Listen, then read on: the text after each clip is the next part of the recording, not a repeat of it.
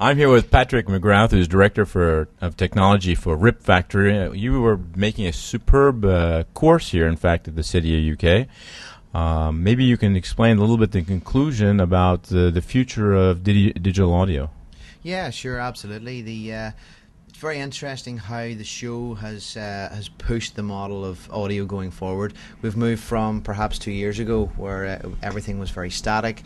The potential for buying music or listening to music has very much been based on legacy CD collections and purchasing a traditional CD from a store. Now, if we look at this year, we can clearly see how the market's moving, primarily led by the United States models of licensing and the availability of content from there. And now we see very, very clear ways that we can adopt the model, I suppose, of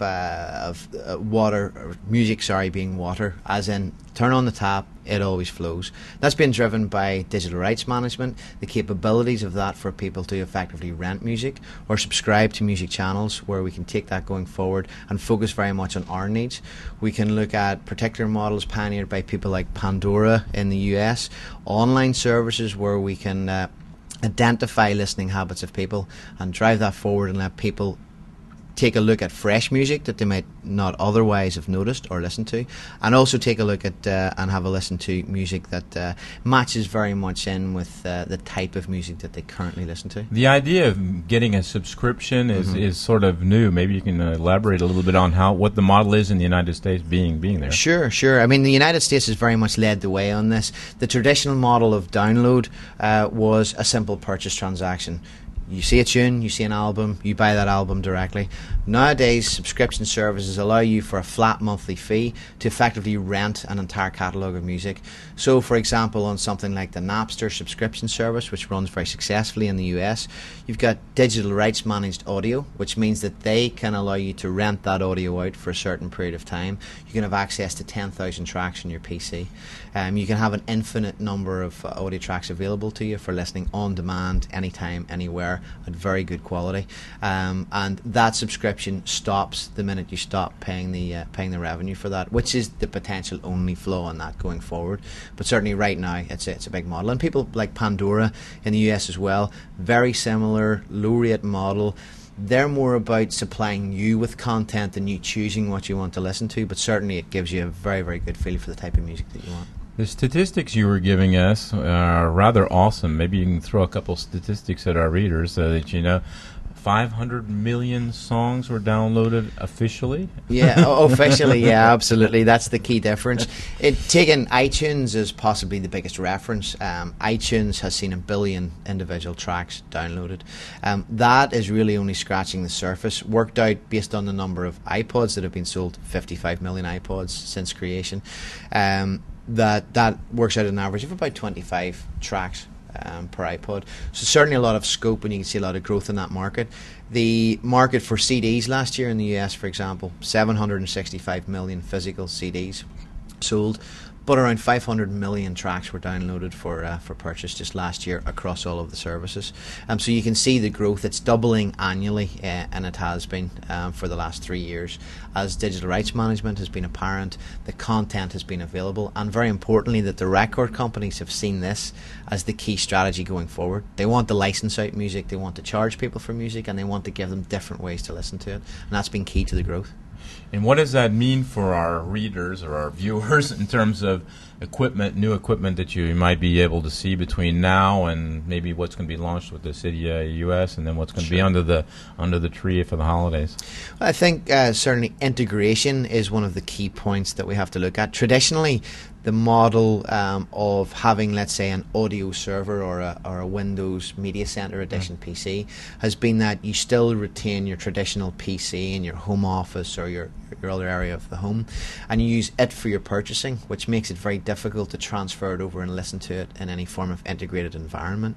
So right now, the integration that we can see certainly this year, and a lot of products will be announced at CEDIA US in Denver in September, that will see online integration of all of those services that we've mentioned: purchasing, subscription services, identification services to drive interested music to you, right all in one box, rather than the very disparate nature that it's been. So we're definitely moving away from the PC model to the entertainment model. Okay, and we've seen a lot of servers here that that do audio, a couple that do video, Sure. and sort of the next step is to get the video on the servers. Maybe you can give us a little insight of what you think the market's going to do in the next year, year and a half, 2 years, 3 years. Sure. Well, if we take the last year as indicative as how we're going forward, this time last year there was very few servers here. In fact, the servers here last year would have been effectively DVD changers. In other words, still relying on the physical media and having a very clunky mechanism to load that up.